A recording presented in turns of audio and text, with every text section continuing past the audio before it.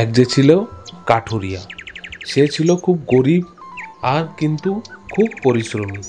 সে নিজে পরিশ্রম করে সারা জঙ্গলে ঘুরে ঘুরে কাঠ কেটে কেটে একত্র করত, আর সেই কাঠ সে বাজারে নিয়ে গিয়ে বিক্রি করে তার সংসার চালাতো। একদিন কাঠুরিয়া প্রতিদিনের মতোই কাঠ কুড়াতে জঙ্গলে বেরিয়ে পড়লো, কিন্তু সারা দিন সে বনে বনে ঘুরে বেড়ালো, তবুও এক টুকরো কাঠ সে পেল না।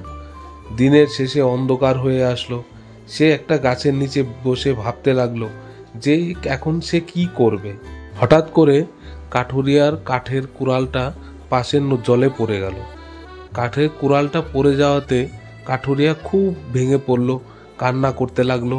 আর সে ভাবতে লাগলো তার একমাত্র সম্বল ছিল এই কুড়ালটা, যেটা দিয়ে সে পরিবারের মুখে দুমুঠো অন্ন তুলে দিত। সে ভেবে খুব কান্না করতে লাগলো। হঠাৎ কাঠুরিয়া দেখতে পেল যে জলের থেকে একটা জলপরি উঠে আসলো। তার হাতে একটা সোনার কুড়ালি। সে কুড়ালিটা নিয়ে সে কাঠুরিয়াকে জিজ্ঞাসা করলো, দেখো তো এটা কি তোমার কুড়ালি? তখন কাঠুরিয়া বলল, না, এটা আমার কুড়াল নয়, আমার তো কাঠের কুড়াল। এরপর আবার জলপরি জলে ডুব দিল আর একটা লোহার কুড়াল নিয়ে উপরে আসলো আর জিজ্ঞাসা করলো, দেখো তো কাঠুরিয়া, এটা কি তোমার? তখন কাঠুরিয়া জবাব দিল যে এটা আমার কুড়ালি নয়, আমার তো কাঠের কুড়ালি। তখন আবার জলপরি জলে ডুব দিল আর তার কাঠের কুড়ালটাও তুলে নিয়ে আসলো।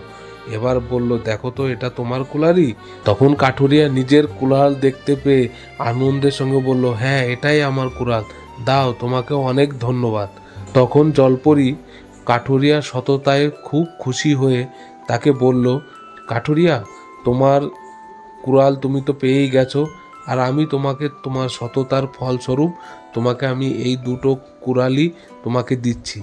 এই দুটো বিক্রি করে তুমি নিজের সংসারকে সচ্ছলে চালাও আর খুব ভালোভাবে সংসার করো। তারপর কাঠুরিয়া সেই জলপরির দেওয়া কুড়ালগুলো নিয়ে সে বাড়ির দিকে রওনা দিল।